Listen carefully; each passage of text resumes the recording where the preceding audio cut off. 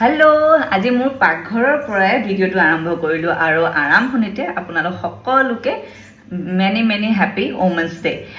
সকলো women strong থাকক, নিজৰ কৰ্মক্ষেত্ৰত আগবাঢ়ি গৈ থাকক, তাৰ লগতে নিজৰ ল'ৰা ছোৱালী, নিজৰ সংসাৰখন, নিজৰ ঘৰখন ধুনীয়াকৈ চম্ভালি গৈ থাকক, তাৰে কামনা কৰিলোঁ।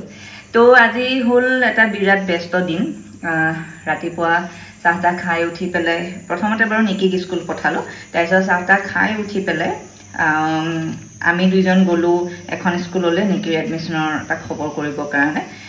তাৰ পৰা আহিলোঁ ঘৰলৈ, আহি পেলাই দীপৰ অলপ কাম আছিলে, সেইকাৰণে দীপ গ'ল ওলাই। তাৰপিছত মই ঘৰত কেইটামান কাম কৰি উঠি আকৌ নিকিক স্কুলৰ পৰা আনিবলৈ গ'লোঁ। নিকিক স্কুলৰ পৰা আনি পেলাই তাইক আকৌ মুখ হাত ধুৱাই আজৰি কৰি এতিয়া টিভি চাবলৈ অকণমান দিছোঁ, কাৰণ মোৰ বহুত বেছি কাম আছে আজি। নহ'লে অকণমান তাইৰ লগত মই টাইম স্পেণ্ড কৰিবৰ কাৰণে চেষ্টা কৰোঁ, কিবা কিবি খেলিবলৈ দি তেনেকৈ বা আৰ্ট কৰিবলৈ দি, কিন্তু আজি মোৰ একেবাৰে সময় নাই। এতিয়া ভাতত লাগিছোঁ আৰু ভাত বনাই উঠি ধুনীয়াকৈ সাজি কাচি যাব লাগিব। মেকআপৰ অৰ্ডাৰ আছে, তো মেকআপ কৰিবৰ কাৰণে যাম, কিন্তু তাৰ আগতে এটা টুইষ্ট আছে। আজি মোৰ কাৰণে বহুত বেছি এটা স্পেচিয়েল ডে'। চ' চাই থাকিব, যিমানখিনি পাৰোঁ দেখুৱাই গৈ থাকিম আপোনালোকক। এতিয়ালৈ সামৰিছোঁ দেই, ভাতখিনি বনাই লওঁ।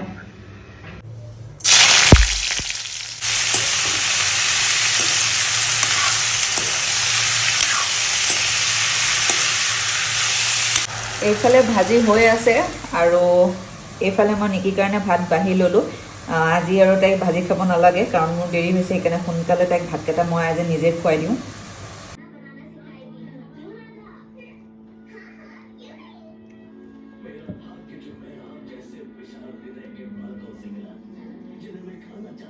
আজিৰ ভিডিঅ'টোত মই দুটামান কথা আপোনালোকক ক'ম মানে মই নিজে যোনখিনি ইমান দিনে উপলব্ধি কৰিছোঁ, সেই কেইটামান কথা আপোনালোকক কওঁ বুলি ভাবিছোঁ। যেনে ধৰক, প্ৰথমটো হ'ল যে নিকিক ভাত খোৱালোঁ, মোৰ ভাত হ'ল, দীপ আহি পোৱা নাই। কিন্তু যিহেতুকে মোৰ কাম আছে, দীপ আহি পেলাই ভাত খাবও পাৰিবহি। মই ভাত খাই উঠি মই ওলাব লাগিব, ৰেডি হ'ব লাগিব, নিকি ৰেডি হ'ব লাগিব, তাইক ৰেডি কৰাব লাগিব। তো তাত এইটো ইম'শ্যন ৰাখিলে নহ'ব যে মানুহজন আহিব একেলগে ভাত খাম, বা মানুহজনে ভাত নোখোৱাকৈ আগতে ঘনীয়াকৈ ভাত খাব নাপায়।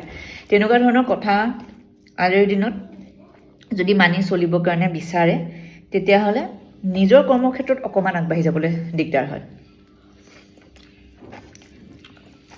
সেইটো মোৰ পাৰ্চনেল পইণ্ট অফ ভিউ দেই।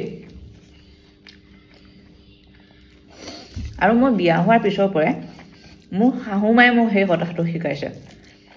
মোৰ শাহুমায়ে যেতিয়া লখিমপুৰলৈ যাওঁ, যদি মোৰ কাম আছে, তেতিয়াহ'লে মোক কেতিয়াও এওঁ আহি ভাত খোৱালে মোক ৰখাই নথয়। সদায় মোক কয় যে ভাত হ'ল, তোমাৰ কাম আছে, তুমি আগতে খাই লোৱা। সি যেতিয়া আহিব সি খাব। তো এই কথাটো কিন্তু মোক শাহুমায়ে শিকোৱা কথা। কিন্তু আৰু সঁচাকৈও এই কথাটো আচলতে ফেক্ট, কাৰণ ৰখি থাকিলেতো কামবিলাক হৈ নাথাকিব ন। তো সেইটো কাৰণে তেনেকুৱা ইম'শ্যনছ লৈ একো লাভ নাই, তেনেকুৱা ইম'শ্যনছ ৰাখি একো লাভ নাই। যদি আগবাঢ়ি যাবলৈ হয়, কিবা এটা কৰিবলৈ হয়, এনেকুৱা কিছুমান কথা এৰা ধৰাৰ মাজেৰে চলিব লাগিব। আৰু তাতে মোৰ হাজবেণ্ডেও একো তেনেকৈ বেয়া নাপায়, তেওঁ কয় মই গৈ পোৱা দেৰি হ'লে তুমি খাই দিবা বুলি, সেইকাৰণে মই খাই দিওঁ। তো এয়া খাই আছোঁ।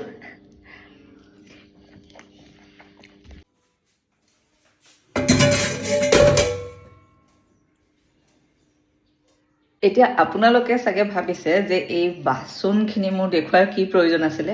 আচলতে সেইখিনি লৈ মই আপোনালোকক এটা কথা কওঁ বুলি ভাবিছোঁ। আগতে মানে মই বহুত চিজিল আছিলোঁ, বহুত বেছিয়ে চাফ চিকুণ, কৰা কামটোকে কৰিয়ে থাকোঁ।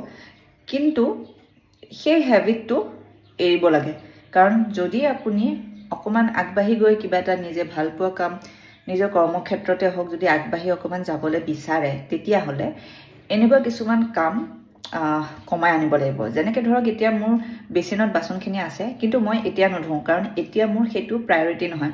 এতিয়া মোৰ প্ৰায়ৰিটি হৈছে যে মই মোৰ কামলৈ যাব লাগে। তাৰ আগতে মই আপোনালোকক কৈছোঁ আজি আৰু এটা মোৰ ভাল দিন আছে।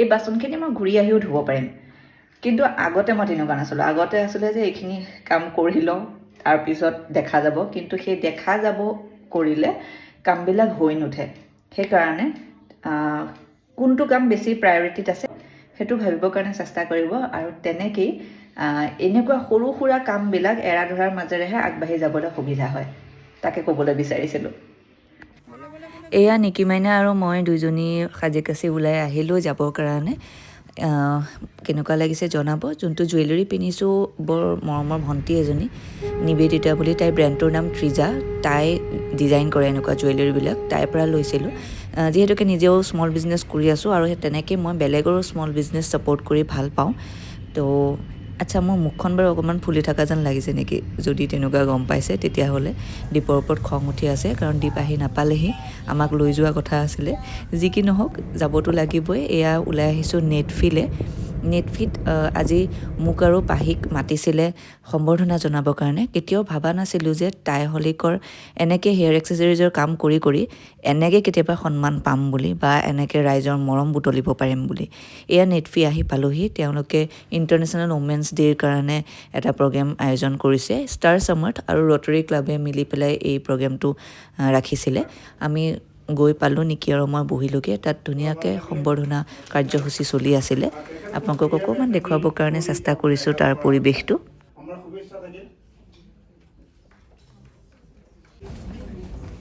পাহিটো নহয় প্ৰিয়ংকা আৰু পাহি মহন্তকৰ মই জানো তেখেতসকলৰ এনে অৰিজিনেল তোমালোকৰ পাহি মহন্তকতৰ অৰ্ণামেণ্টছবিলাকত বনায় খুব ভাল বনায় আৰু বিদেশত গৈ থাকে পাহি মহন্ত তুমি পাহি মহন্তৰ কি হয় থেংক ইউ ইমান ভাল ভাল কাম কৰি থকা মহিলাসকল নিজৰ কৰ্মক্ষেত্ৰত বহুতখিনি আগবাঢ়ি যাব পৰা মহিলাসকল তাতে আছিলে উপস্থিত সঁচাই এই প্ৰগ্ৰেমটোৰ এটা পাৰ্ট হ'বলৈ পাই আজি বহুত প্ৰাউড ফিল কৰিছোঁ মেডাম আপোনাক মই প্ৰথম চিনাকি গতিকে খুব আন্তৰিক শুভেচ্ছা থাকিল যাতে আপুনি লিখা মেলা কৰা যিবোৰ সেইবোৰ যাতে আমি পাওঁ পঢ়িবলৈ আৰু আমাৰ যিটো উপহাৰ সকলো খুব সাৰুৱা গাইডেন্সেৰে আমি গোটেইখিনিতে আগবাঢ়োঁ ধন্যবাদ ছাৰ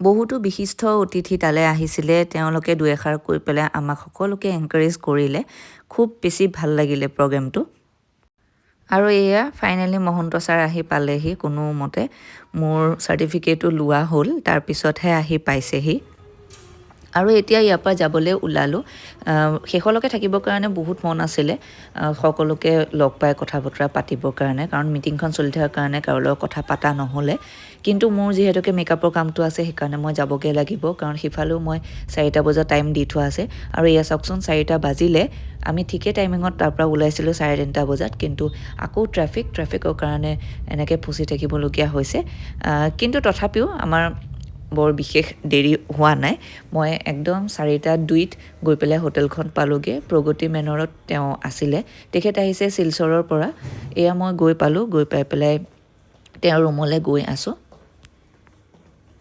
আজি প্ৰথমবাৰ এনেকুৱা সাজত কাবাক মেকআপ কৰিবলৈ আহিছোঁ প্ৰফেশ্যনেলটো লগা নাই কিন্তু মোৰ আকৌ ভাল লাগিছে দেই এয়া বাইদেউ আহিছে শিলচৰৰ পৰা তেওঁক মেকআপ এটা লাগিছিলে এয়া মই আৰম্ভ কৰিলোঁ তেওঁক মেকআপ কৰিবৰ কাৰণে মানুহগৰাকী আকৌ বৰ চখিন তেওঁৰ দুজনী ছোৱালী আছে তেওঁলোকে ভিডিঅ' কলত আকৌ চাই পেলাই কৈ আছে এনেকৈ কৰিব লাগে তেনেকৈ কৰিব লাগে চ' মই তেওঁলোকক ছেটিছফাই কৰিবৰ কাৰণে চেষ্টা কৰি আছোঁ বাৰু আৰু তেনেকেই আজিৰ দিনটো মোৰ ব্যস্ততাৰে গ'ল এয়া তেওঁৰ ফাইনেল লুকটো আপোনালোকক দেখালোঁ তেওঁক এটা ব্ৰাইডেল বান লাগিছিলে এনেকৈ ৰ'জ বান এটা এইটো বনাই দিলোঁ আশা কৰোঁ আপোনালোকে কমেণ্টত জনাব কেনেকুৱা পালে ব্লগটো আজিলৈ আহিলোঁ বাই বাই